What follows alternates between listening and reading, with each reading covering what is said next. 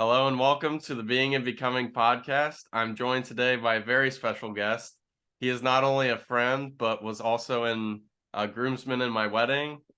He's been a roommate, a good friend from college, and currently now is pursuing a degree or a master's of divinity. Is that right?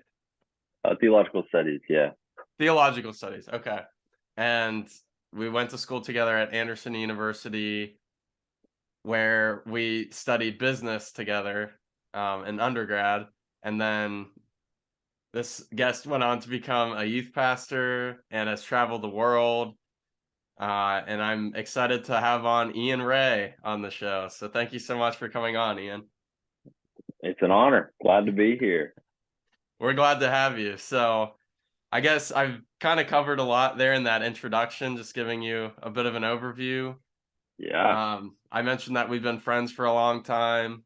been a minute, yeah. But yeah, been a minute. So, but I'm kind of interested in maybe starting with this, maybe the world race, which for the listener is probably better explained by you than by me. But that's essentially where the world travels come into play here, and um, definitely have a calling on your life from God. So if you don't mind, Hmm. kind of giving the background there, maybe even dabbling into college a bit, but kind of right around that time. Yeah, for sure. Um, Man, yeah. So yeah, well, we met obviously in college at Anderson University. God bless, go Ravens.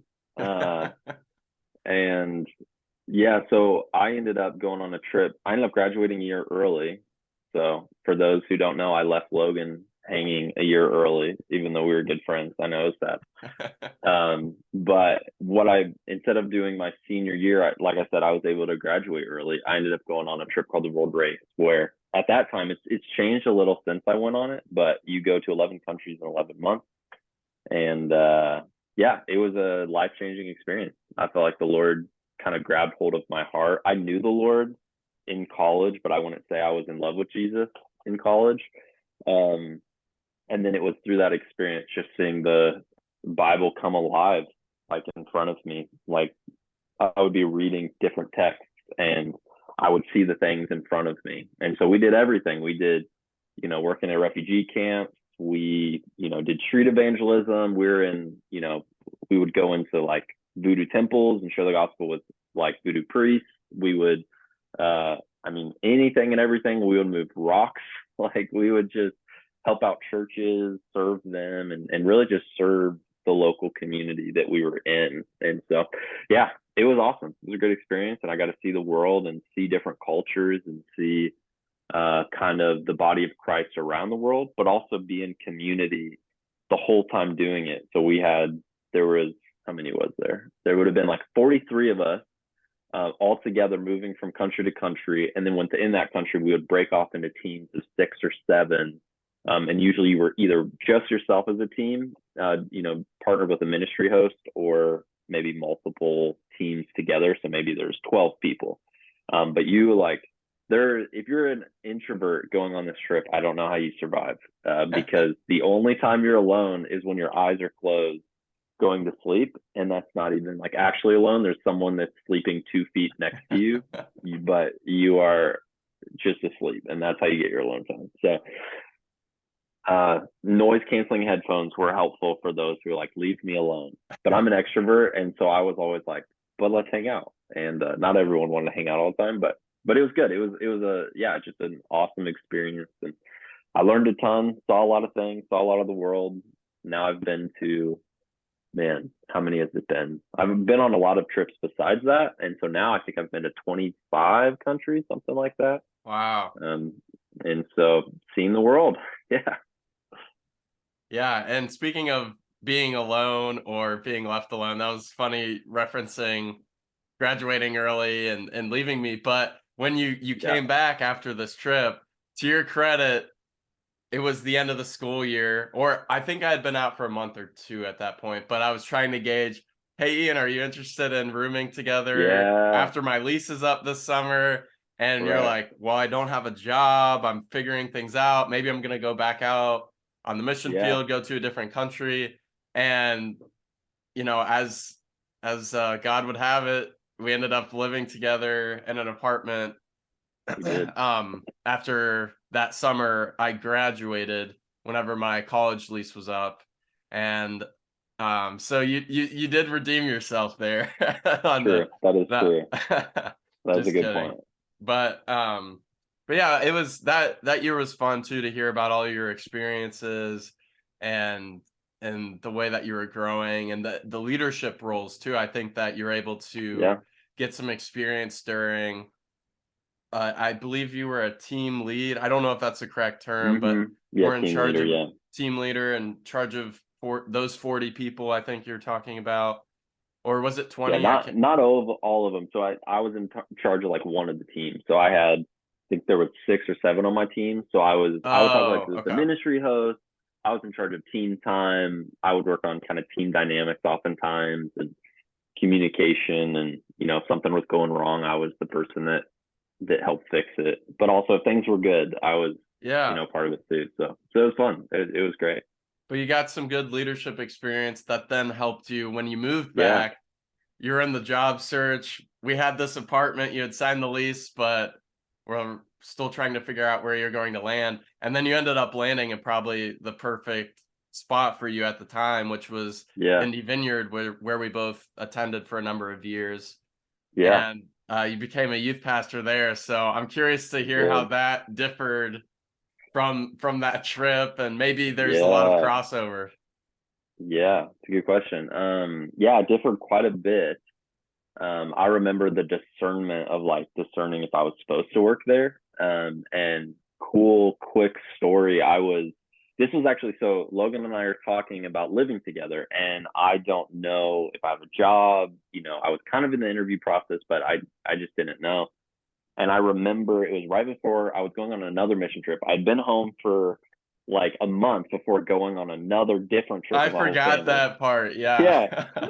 And so Logan is texting me and is like, "Hey, can you live here? Like, you want to live together?" I'm like, "I don't have a job." And I remember the Lord was just like lay. I laid on a bed that I was staying on. This is super strange, and just like pray. And so for like 15 minutes, I prayed and I was like, "Lord, give me peace or no peace on if I should live with Logan." And I remember just feeling so much peace. And I was like, "Okay, I'm supposed to," even though I'm signing onto a lease without a job. Like, it was kind of a step of faith, but the Lord was like really clear. And then when I went on this trip, the Lord made it clear I was supposed to work at this specific church, because I was really discerning, like, is this the church I'm supposed to be at? I didn't really know much about it, if I'm honest. And I was like, all right, Lord, just make it really clear I'm supposed to work here. And so we ended up meeting, I think it was 4 different women named Carmen. And I was like, oh, interesting. So we actually had the opportunity to share the gospel with one of them. And she ended up giving her life to Christ. It was really, really powerful. And we like share the gospel with others, but most of them, I think, had already known Jesus or were Catholic, or, had heard the name of Jesus and professed faith in him. Well, eventually it started getting weird because we started meeting all these Carmens, and I was like, why? Like, what is it? Like, God, what is it about Carmen's? Like, is that a super regular name in Puerto Rico? And I remember my younger sister was like, well, why don't you look up what it means? And so I looked up, and it means God's vineyard. And that was Vineyard is the name of the church that I was discerning if I was supposed to work at. And I remember it was like, oh wow, okay, God, you're saying yes, that's where I'm supposed to go. So that was like kind of a confirmation, like it's where I'm meant to go and be a pastor. And so yeah, I went there. And in terms of your question, like how it was different, it was so different. It was like discipleship overseas and in America are just different, like, ball games. I mean, it's like just the pace of discipleship and pursuit after Jesus is very different. It's almost like the transformation that you can experience by pursuing the Lord, not just by serving, but even just in your like intimate kind of times with the Lord. You're doing it in community all the time.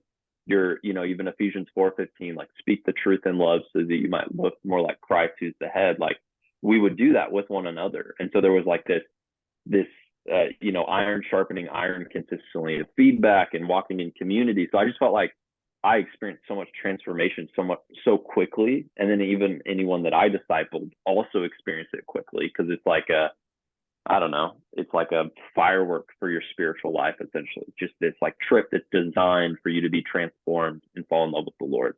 And then you go, and be a youth pastor with students. And then you have this interesting group where I went from all these people who said, I'm going to dedicate a year of my life to travel the world, all for the Lord and serve him.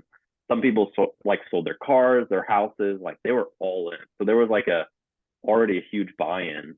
And then all of a sudden you become this youth pastor where it's like some of them like could care less. Some of them, their Yeah, parents make them go. Some of them are like self-proclaimed atheists where they're like, I just go here because I'm homeschooled and I don't have any friends, but I don't even believe in this God thing. And then you have others that are like, no, I think I really want to like pursue my whole life for Jesus. And so it was just a different spiritual climate, and the pace of transformation so much slower. It's like what happens at a month on the mission field maybe could take 2 years, here in America. And so that was just an interesting dynamic, kind of like, how do I pastor and shepherd them, recognizing that long obedience in the same direction is important. Like Eugene Peterson, he always says that, like, it's long obedience. So how do I consistently be faithful to these students and point them to Jesus and help them to fall in love with him, but also like walk with them when they're, they go through a breakup or they, whatever happens, whatever life throws at them. But recognizing like it might not be as fast paced as the mission field, and that's okay. But I remember that was a big adjustment for me for sure. wow. Yeah, that would be the whole aspect of choice, wanting to be Mm-hmm. somewhere versus Yeah. being forced to be somewhere. That's very interesting that you noted most of the people going on the world race are not only going, but they're in order to go, there's a lot of sacrifice on Yeah. their part to in order to be a part of that. Right. Whereas, yeah, the students, very little commitment or buy-in. Some of them are just being dropped off there, Yeah. forced to be there. Right. So, in that situation, how are you able to rally these different personalities, people, motivations, backgrounds? How can you inspire them, get them to work together and yeah, be a cohesive body worshiping Yeah. God? How does that happen? Well, not a whole lot I can do. um, I did try to be really intentional. I think Gen Z, because that's mainly who I was pastoring. I don't think there was any Gen Alpha. I think it was all Gen Z. But they really need authenticity. Like there's been a big movement. I mean, if you look at all the generations, there's kind of like marks on what they've needed and how the church has answered the need of the generation. Some have gone too far where they have looked more so to the need of the generation, formulated the church in model based on that need, and then have unfortunately sacrificed some things that like aren't here. And so for me, I realized like, okay, what does Gen Z need? They're all about gathering around a movement. So you notice a lot of Gen Z are very justice oriented. They'll very quickly get on like, we want justice, and it's almost like groupthink, but like in a good way. Oftentimes Gen Z is very active in and outspoken in what they want to be involved with. But one thing that Gen Z, and I think it's because of social media, if I'm honest, but I think that they're kind of disenfranchised to anything fake or anything disingenuine. Like, because they can read it, they know like if you're doing it for the clip on Instagram, like, and they just have like a quick, like, they can just sniff out when you're being fake really fast. Mm, And so I just realized like they need to see me as an authentic follower of Jesus, and they need to see that I'm not just a pastor who has it all together, but I'm someone who is an embodied soul before God, that I'm pursuing Christ alongside them. Now I might be further alongside, so I'm like, I can kind of pull them along and say, hey, maybe I'm a couple years beyond you. But it's so important that I embody humility and like, but we're all going after this thing together. And so if I'm struggling, now there's vulnerability, appropriateness. Like, I don't need to, tell them my deepest, darkest sins. But one thing I can say is, like, guys, it was kind of hard to hang out with Jesus this week. I did it, but I want you to know it was really hard to read my Bible. Whoa, a pastor saying it was hard to read your Bible this week? Like, that doesn't make any sense. But I did that because they needed to see someone actually following Jesus, not just saying that he is. And so it looked like me being vulnerable. It looked like me, like, really showing them what it looks like. Because if John Wesley has this quote, like, light yourself on fire for God and people will come for miles to watch you burn. And I feel like that was almost my role as a pastor, was like, I need to ignite the flame in my own heart of affection for Jesus. And, like, you can't help but be wooed into affection for Christ because of what they're seeing in me. And I can't convince them of that. I can't tell them to fall in love with Jesus. I can't tell them to respond differently to culture than their friends are. Like, that's not in my own strength. But what I can do is I can point them to the shepherd. I can point them to Jesus alongside of me. And so that was, like, one thing in particular that was really important. And another thing with that was recognizing that I wasn't the shepherd. Jesus Christ is the shepherd, right? And if he is the good shepherd, a lot of students look to the pastor. Actually, not just students, adults. I think anyone. They look to the pastor and they say, "You have all my answers." But I think a good shepherd actually acts like a glorified sheepdog, and that they back off and say, "I'm not the shepherd here, but let me point you to Jesus." And so many times I had students coming to me like, "Ian, I'm struggling with this. What do I do?" I'm like, "I'm not going to tell you." They probably hated me. Like, it was so annoying. But I'm like, but you know who does have an answer? Jesus. And so I'm going to help you and equip you to go to him first instead of me. Now, I can help discern if you're hearing the Lord's voice correctly or if you're interpreting scripture, like, from an appropriate lens. But how do I point them to him? And so to get, I guess, to answer your question with the eclectic view, I have to recognize that, like, I might not have every single person all in. But that's not necessarily my role, right? It's like the Holy Spirit's role. I mean, if we look at Jesus, like, he got 11 out of 12. Like, Jesus didn't even have a perfect record when it came to his disciples of, like, all in. And I'm not saying that we need to make up percentages based on that, but I'm like, well, if even I get 50% and Jesus had 11 out of 12, like, great. And obviously I never thought about that. I wasn't like, I want half of my youth group in love with the Lord. Like, that's not what I was thinking. But there has to be, like, an open-handedness to, like, I'm not in control, but if I can help it, I want these students still in love with Jesus in 20 years.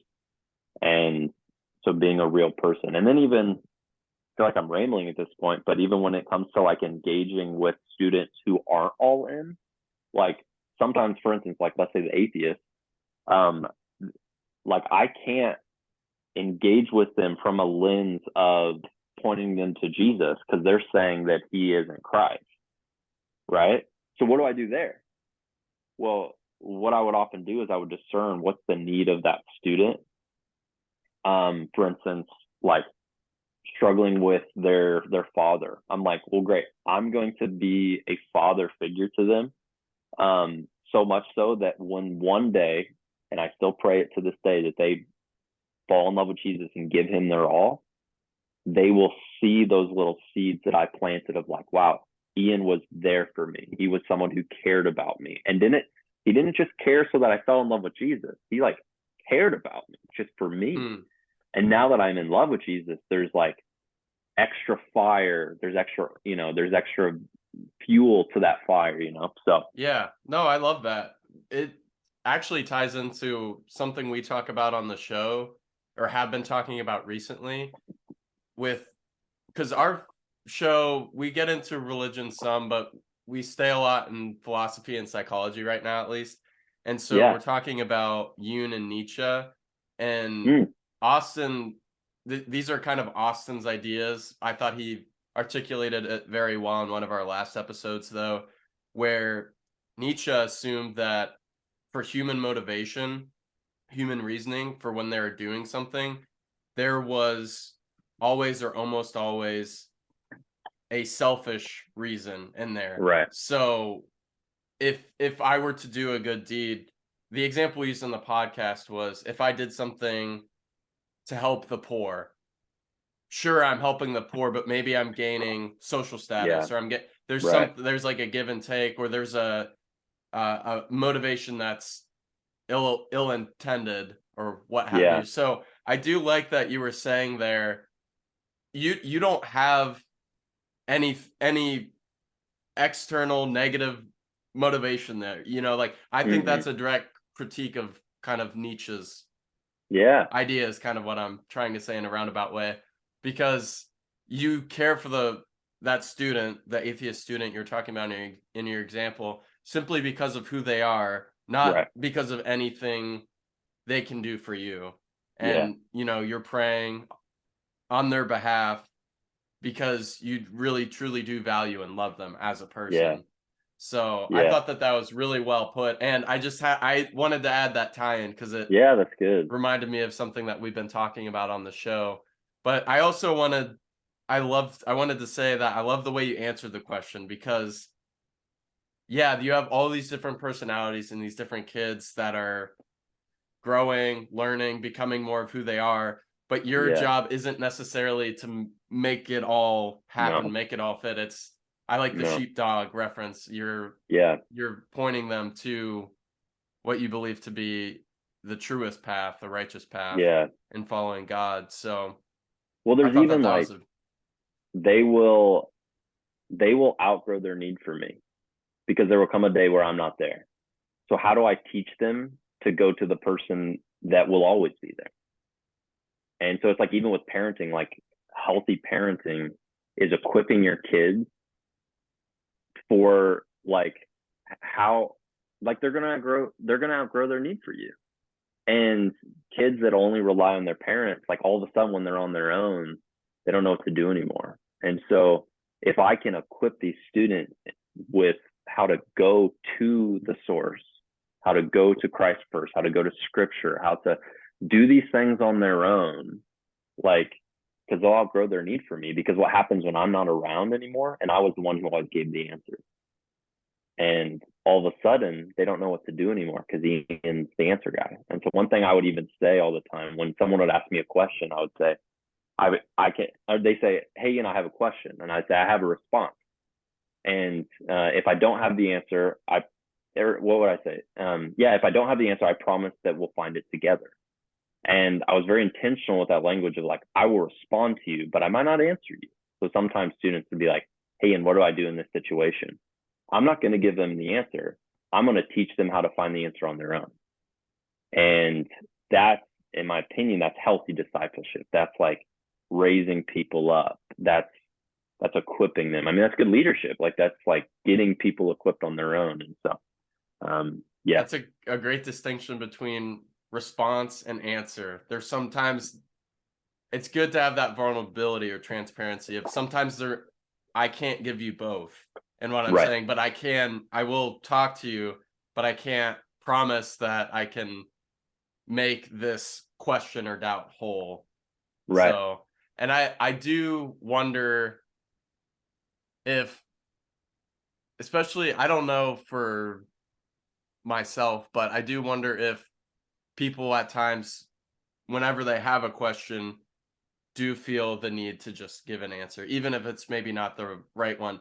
And being mm, married, I catch myself doing that sometimes. Do I actually know that? Because then if Peyton yeah, asks me a good question, maybe I don't know as much yeah, as I thought I did, and then I have to look into it more. Or maybe yeah. we need to have more of her and I need to have more of a conversation. So a marriage is Yeah, very illuminating in that regard it for is. me, but it seems like you already have the wherewithal to say, okay, might not know the answer, but I like that idea too. We can investigate it together. Like Yeah, there's still that camaraderie that we're building yeah, together. I'm with you, that whole thing. yeah, Because that's another thing about doubt or fear, is it's so haunting on your yeah, own when you're wrestling yeah, with a concept or an idea. Yep. that terrifies you, or maybe it's not even an idea, maybe it is a reality of, or Yeah. could become a reality, something like of Right. that nature, but, um, Yeah. anyhow. We falsely dichotomize doubt and faith. And the opposite of faith is not doubt, it's disbelief. Mm, And so we have to be careful, right? That like if we can't express our doubt or express our questions, then we're accidentally communicating that the answer or response or journey to find that answer isn't good enough. And so oftentimes most people, and I'm a firm believer of this, if you follow any statistics of young Christians and how many of them have left the faith, they grew up in church and they left the faith, and they did a bunch of studies. Barna did did some research, and one of the biggest reasons that people left the faith is because they didn't feel like they could express doubt or ask questions. wow. And so it's like, how do we not falsely dichotomize that the opposite of faith is doubt? So I would always tell them, like, doubt's okay. You can doubt. You can doubt. Wrestle it out. Get it out. Let's talk about it. What questions do you have? Even as I was preaching, I would let them interrupt me as I was preaching, which for a preacher is very annoying. But for like discipleship, it's really good, because if they have a question, I want them to know that there's not a wrong question. And if that's the case, they say, hey, and I'm really struggling with this idea. I'm really struggling with how to love this person because they hurt me. I'm really struggling, like, how could a good God allow evil in the world? Like, there's all these questions, and we need to give, I feel like youth ministry and youth, like our youth group, was a safe place to explore those questions, because you're going to explore them. And if you're in a safe or unsafe place, oftentimes determines your outcome at the end of that exploration. And so we have to be careful. And so for me, it's like, I want to give people a safe place to ask and doubt and ask questions. And even what you were saying with marriage, like, I think "I don't know" is one of the three most freeing words you can say.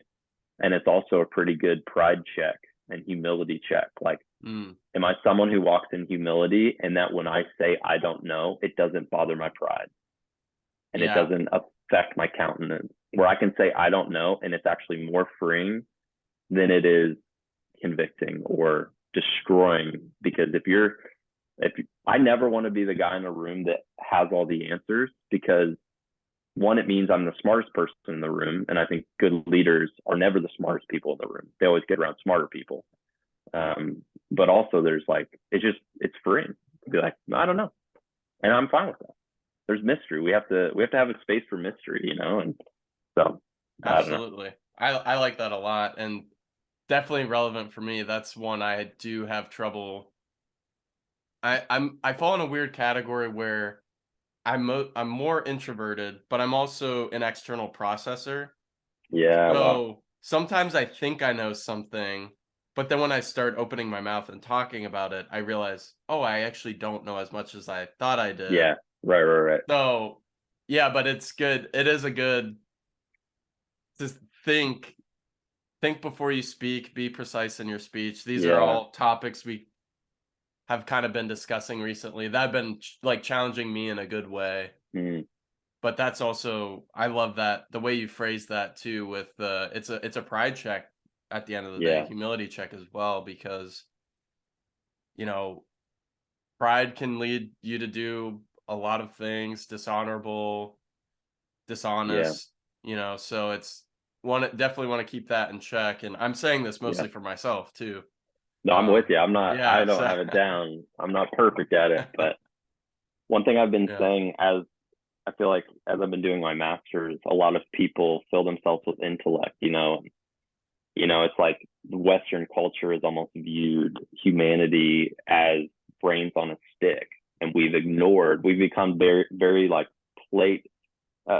Plato, this idea of separation of basically the body and the spirit are not equal in value. But it's like, no, we're tri beings. Like we have a body, we have a spirit, we have a soul, we have a mind, right? And so like that's so important.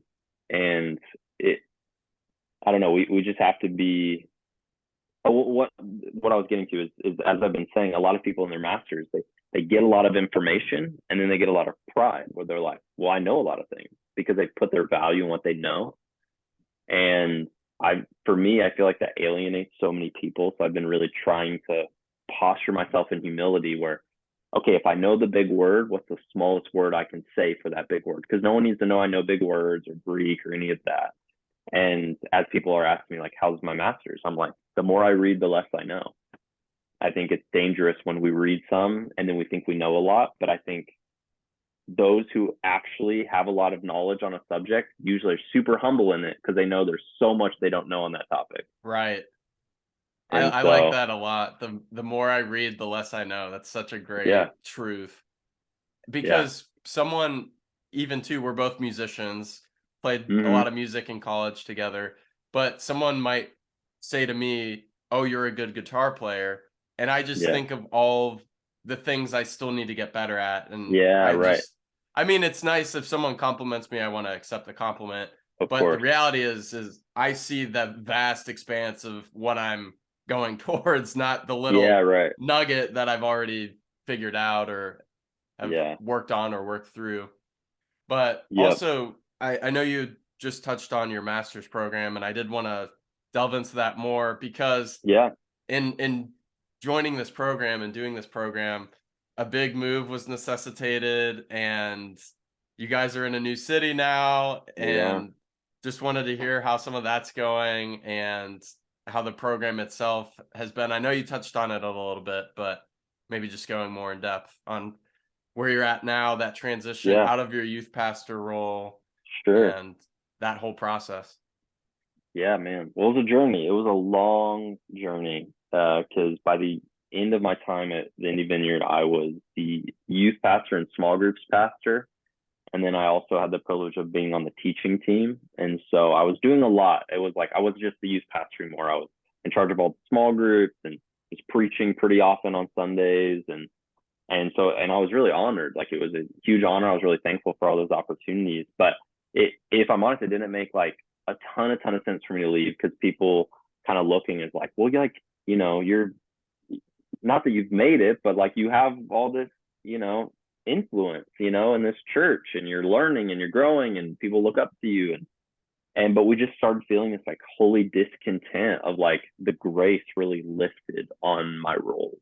And it's not that I stopped doing them, but I just, before where it like ignited my soul and spirit, there was just like a holy agitation. Like it just was a friction that was maybe unnamed. And so it was a really long discernment process for us to leave. But eventually we went on some retreats where my wife Rachel and I were praying, and we felt the Lord really lay on our heart that we were supposed to leave the church. But what's fun is he didn't tell us where we were going. So he's like, I just want you to leave. And we're like, that doesn't make any sense. Like, could you tell us what's next? And we really felt the Lord just lay on our heart, kind of still small voice, like, I'm not going to show you the next step until you take the one I've showed you.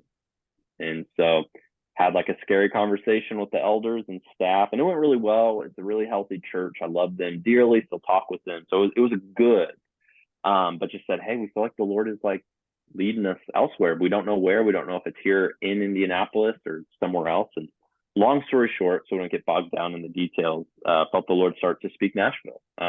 He started speaking that after we had communicated that we were leaving. And so we started speaking in the city of Nashville. A lot of cool God things that kind of orchestrated our move here.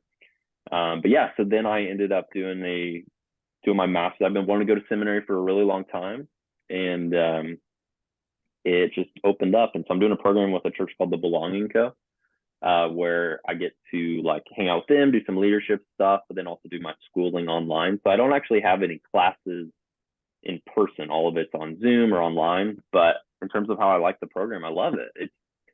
One thing I don't love about some seminaries is the seminary bubble. So it's like you go for 4 years and you get really smart and you leave thinking you're really smart. And then all of a sudden you enter the real world and you have a single mom who, is has been really wounded and hurt, and you go, I know all these big words, but how do I actually like pastor this person in front of me? Like, Hmm. how does it become real, right?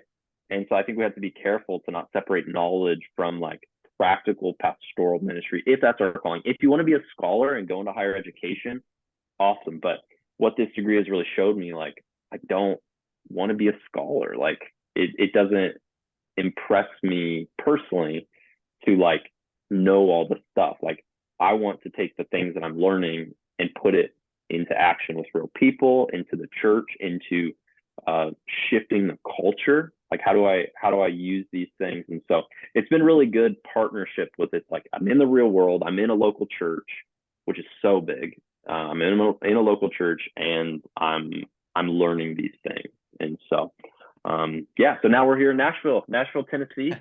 I never thought I would be in Nashville ever. I've never thought about Nashville, Tennessee, but that's how God works. And I tell people that I'm not a musician in Nashville. I might have been a musician in Indianapolis, but compared to the way people play music here, I'm not a musician by any means, because Well, everyone here is hey, very talented. yeah, that's fair. But I will say you are a good musician. I Well, gotta thank give you you. your No, I props. appreciate that. Yeah. Um, Thank you. but yeah, no, I like too that idea of the I'm very pragmatic. So the Yeah, idea of what am I learning now? How can I use that in a real way to help people? yeah, I do think I've definitely heard stories of seminary not being great, or some people do think it's great, but then walk away from yeah, Christianity. yeah. So, um, Cemetery. cemetery, is that what they call it? Some people say it's cemetery for your faith Oh, wow. instead of So, seminary. obviously, I'm not, um, don't have the seminary background or the Yet. Bible yet. Yeah. Oh, Yeah. I don't plan on it either, but we'll Yeah, see. sure. But Austin, you when you were talking about that, our good friend, our mutual friend and co-host of the podcast, Austin, is that's very much his lane too, is just Yeah. how can I love people? Yeah. Jesus loved people well, gave us a great example. How can I use that in my everyday life to Yeah. love people better? And what you were just speaking made me think of him and just how in line that is Wow. with what he's seeking out to do. So, Yeah. um, yeah, but I think it's definitely crazy just moving and Yeah. going on God's call, but it's not your Yeah. first time, as we've established. That Sure. went on that Sure. 11 countries in 11 months, got the Yeah. apartment with me without a job, and then, so yeah, Yeah. you're definitely and from what I see, definitely very obedient to what God has for Mm. you, and just Yeah. wanted to, Thanks, man. yeah, give you some recognition there. So That's the hope. um Yeah. yeah, yeah, but I also think it's funny because we could spend I'll definitely have to have you back on the show sometime, because we could spend a whole episode just talking about the race, or just Yeah. talking Right. about what you learned in youth ministry, or just talking Yeah. about what Sure. you're learning now and how Yeah. that affects, the people that you're around, and your ministry and whatnot. But Yeah. I do think we did cover the bases, the high level kind of how do Ian and Logan know each other? How Yeah. did Right. that how did Ian's journey through life transpire over time? But I would be curious to hear, we're trying to promote on the show reading, thinking, Yeah. having conversations. You've always been someone for me, I know that, as well as Pat and Austin, who hosts the show with me. But if I ever have thoughts, question, ideas, you're always one of the first people I want to bounce an idea off of, or a thought, or Yeah. so I guess I'd just be curious. I know obviously too, we've talked before the show, and Yeah. we call each other outside of just this filming, Sure. but just if you wanted to talk about anything that's kind of on your mind or your heart, Yeah. what's going on with Ian right now? Yeah. What's bouncing around a little too much, if I'm honest. No, I'm just kidding. I feel like seminary is one of those funny things that every week you have a little bit of a theological crisis where you're like, I thought I believed this, and now I don't know, because you're reading everyone, and all the theologians and reading different passages of scripture. So most recently, and this is like a couple day thing, so I've been sitting on it long, but I'm curious your thoughts on it too. It's this quote by a guy named G.K. Chesterton, and it's gripped me, and so I have a lot of thoughts with it. This is the quote: "It is the paradox of history that each generation is converted by the saints that contradicts it most. And it, I don't know, it's just interesting that what does it look like that saints, right, throughout all of church history up to today, actually oftentimes take a stance that is counter to the generation that they're in, right? And even the quote that precedes that, it's from a book. Oh gosh, what's the book from? I don't remember. Oh, I think it's G.K. Chesterton on Thomas Aquinas. And this is where this is from. Thomas Aquinas is kind of a medieval theologian, basically. But the quote that precedes this, which I think sets it up really well, it's the saint is a medicine because he is an antidote. Indeed, that is why the saint is often a martyr. He is mistaken for a poison because he is an antidote.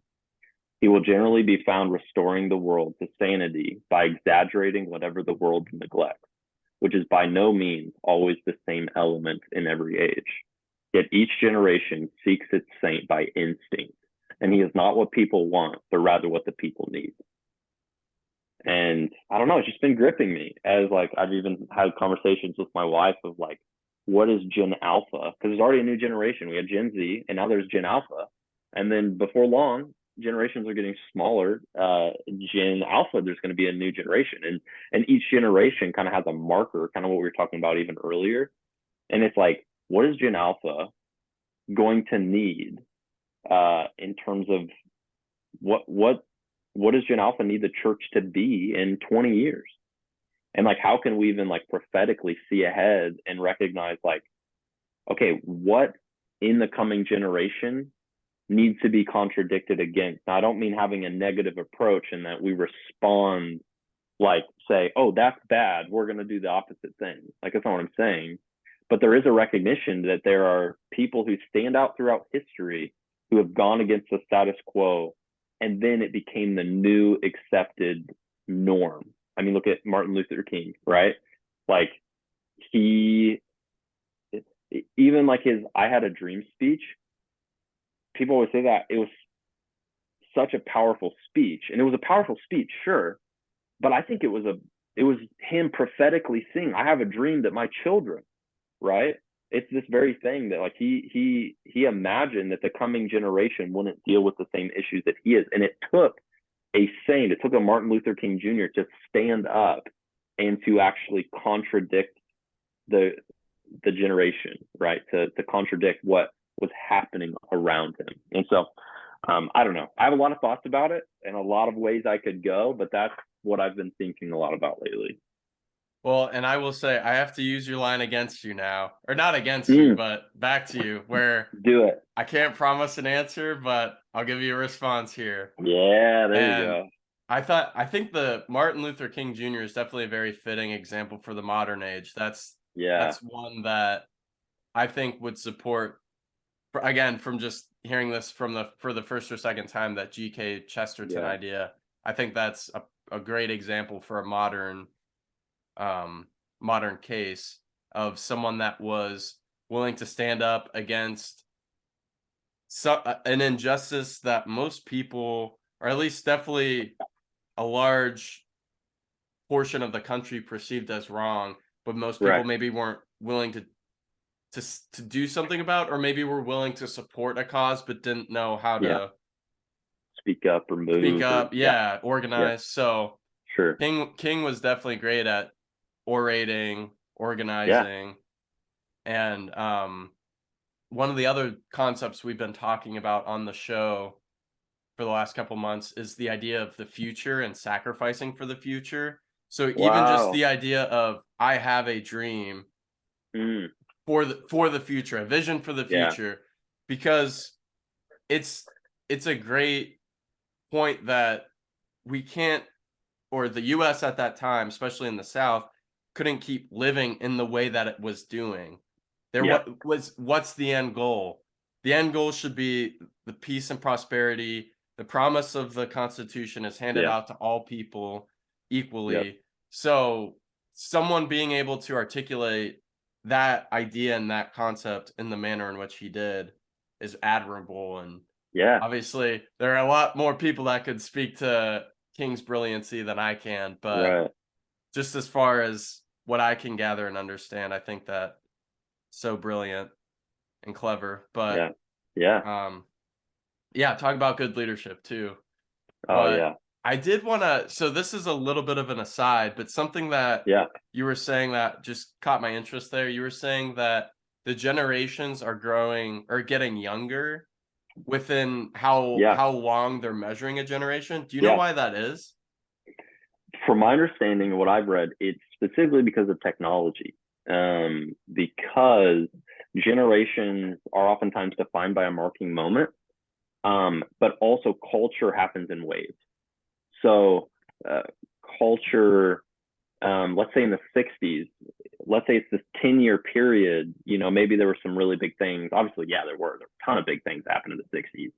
Um, and there were all these things, but still that was like that generations were over the course of, let's say 20 years, right? Like it was a 20-year span. And the reason the generations are getting smaller is because technology is perpetuating culture much quicker than it ever has in human history.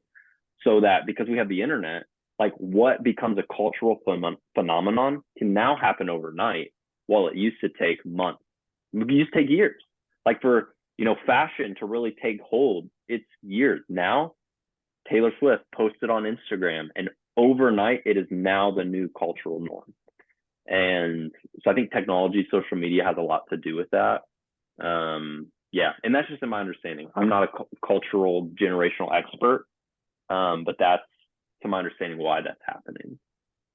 And yeah, that would make sense because even the millennials, which is I believe our generation, I think we're on like the tail end of the Yeah, millennial train, right. but we had some of these technological advances, like we both grew up playing Game Boys and Yeah, right. Come and on. having CD players and Video Yeah. Now. If you do you remember Video Now? Oh yeah. Oh my gosh, what a throwback. So we had some of those innovations, but then now kids have iPhones at very young Yeah, ages. right. Whereas we 100%. got cell phones. The rule in our house was you got a cell phone when you're at age 13.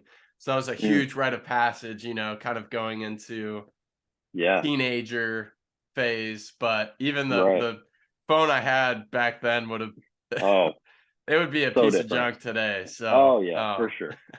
For sure. yeah. But That's funny. yeah, I thought that that was an interesting piece. Just Yeah, yeah, how different generations vary, but then the variables that could affect a generation, as you mentioned, yeah, technology could necessitate a change in how we're measuring them or for what absolutely. period. So that's a really good point. Absolutely. Yeah, and I wouldn't even be surprised if the coming generations um are going to respond to technology differently than we expect them to. In other words, like, Gen Z, Gen Alpha have grown up in this tech world. They know nothing different. Like they are techie. And I wouldn't be surprised if there's a re-emergence of human connection, of like these pieces that humanity has always valued. And then all of a sudden Western society has become super individualistic. It's become, we look at mental health like spikes, we look at depression, we look at body image issue. All of it is up, and it directly correlates. I'm not saying this is the problem, but I mean, I'll say it. I think it's the problem. Like social media is like the problem. Like it is a direct correlation. The amount of time you spend on your phone is directly related, oftentimes, to the levels of anxiety that you have. Because, like I've heard it, the statistic, it's like, and I'll probably be off on this, but it's something in this vein. Like the amount of content that we've digested within our first 20 minutes of waking up is equal to like an entire year and a half content from the 50s. Like Wow.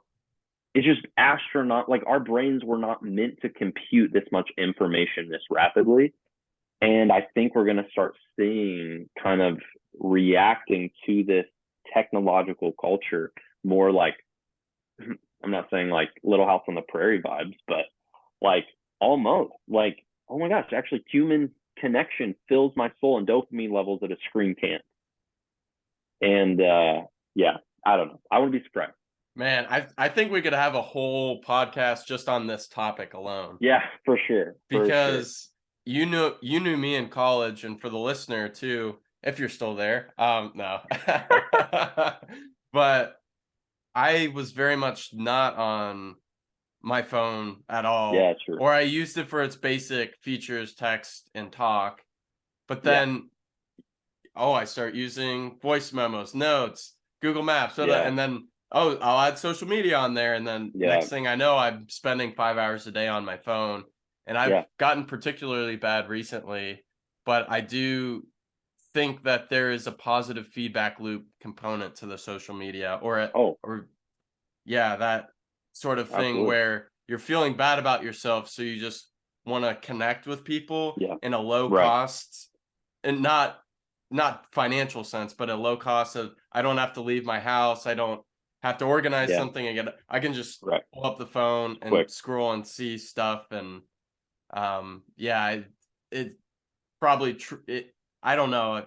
I Yeah. would need to look into more about it, but I've definitely listened to a few podcasts on how that cycle can be bad or worsen, Yeah. where you're anxious, so you go to the social media or phone, whatever, to feel better, but Right. then you feel bad or feel worse, and then you Yeah. keep doing it. Go back It's to it. almost like definitely drugs or alcohol abuse fall into a similar, like, that Yeah. is for sure a positive feedback loop, where Yeah. at some point you're having good interactions on drugs, alcohol, or with them, but then there Yeah. comes a point of overconsumption where it starts negatively impacting your life.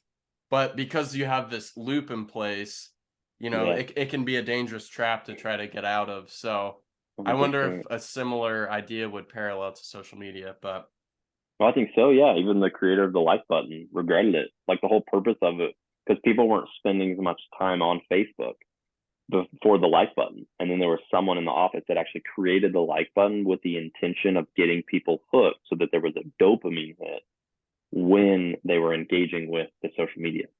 And actually, interestingly enough, that guy has now come out and said like it was a terrible addition in terms of like it has now harmed humanity.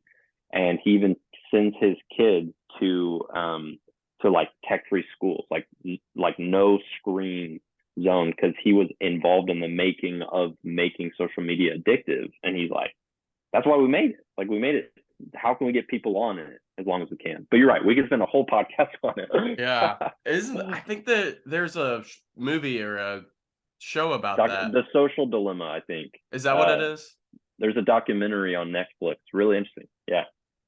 I might have to check that out. I've been casually interested in this, reading a little bit or definitely listening to podcasts on it, but I might be Andy interested in Crouch checking that out. also has some really interesting stuff. The TechWise family, and he actually wrote a book with his daughter, where they did a survey between kids, with a bunch of kids, and they asked them two questions. They said, if you exactly what you're saying about like kind of engaging with people is like they ask kids, would you rather basically, let's say, play at the playground or play video games with, your friends?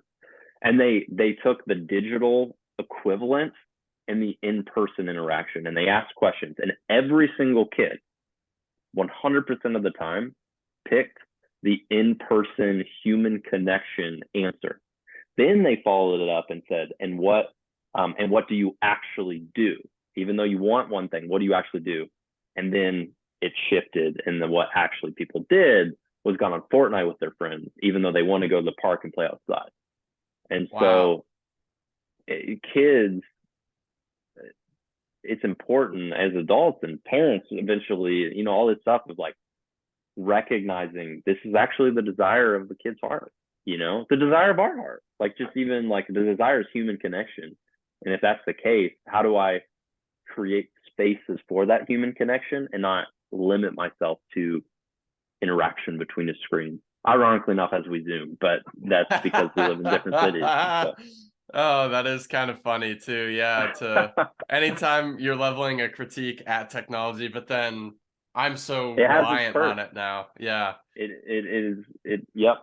The difference we have to be careful is, are we using technology or is technology using us?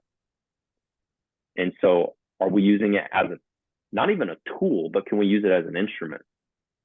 Because like, can we actually use it to not just amplify our life, but like in this instance, Zoom, super beneficial. We're using it as a really helpful tool.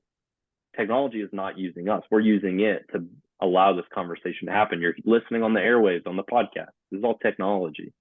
But technology can quickly begin to use us, where we become the product.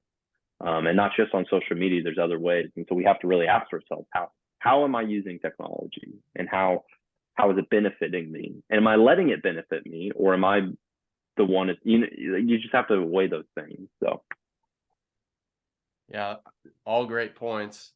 And I think, like you're saying, maybe we do need to have another podcast at some maybe, time to delve into this more. I'd be I don't interested know. to have a further conversation. But I just wanted to thank you again, Ian, from coming on and joining me today and talking about a variety of things. I truly appreciate your friendship, and Yeah.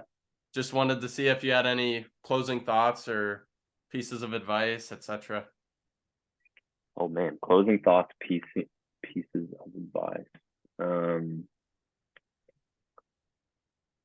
I I think it's important to ask this question of the culture thing, on how we're engaging with culture, um, because I think a lot of people have been reactionary to culture and not creative of culture, especially in the Christian sphere. Um, there's there's been like this history of Christians the past 150 years that has either condemned culture, they've critiqued culture, they've maybe copied culture, or they have consumed the culture. And all four of those approaches are reactionary. But what does it look like for us, kind of in that G.K. Chesterton quote of actually counteracting the culture? How do we prophetically look ahead and see what the generation needs? And it requires dreaming. It requires us to engage with what if, even engage with, how do you engage with your city? And this could be a whole nother podcast, and I won't dive into it like a ton, but it's like, if you live in a certain city, you can actually, like, you don't have to submit yourself to the culture of that city, especially if it's a negative culture. You actually can stand out, but you have to be intentional and point out what the culture of the city is. Like in Las Vegas, let's say it's greed, or gluttony, or whatever it is. Like, you can live a simplistic lifestyle in Las Vegas. You can be generous with your money, and you can actually counteract the culture of the city in your own personal life. And then if enough people get around that, the culture starts to look different. So that would be my encouragement, is just like, evaluate the culture that you're in and evaluate how you engage with that culture. Because as Christians, I personally am a Christ follower, and if you're listening and you are, or in any other way, like, how do you form the culture for the good of humanity? But it requires not reacting to it, but rather looking ahead and anticipating and saying, here's what Gen Alpha might need. Here's what the next generation might need. Here's problems that we might face that maybe there's an answer to. And yeah, I could dive into that a ton, but that would be my closing thought. Just be intentional in thinking on how you're being formed, and recognize that you can be intentional in not being formed like those around you, and being counterformed in a healthy way.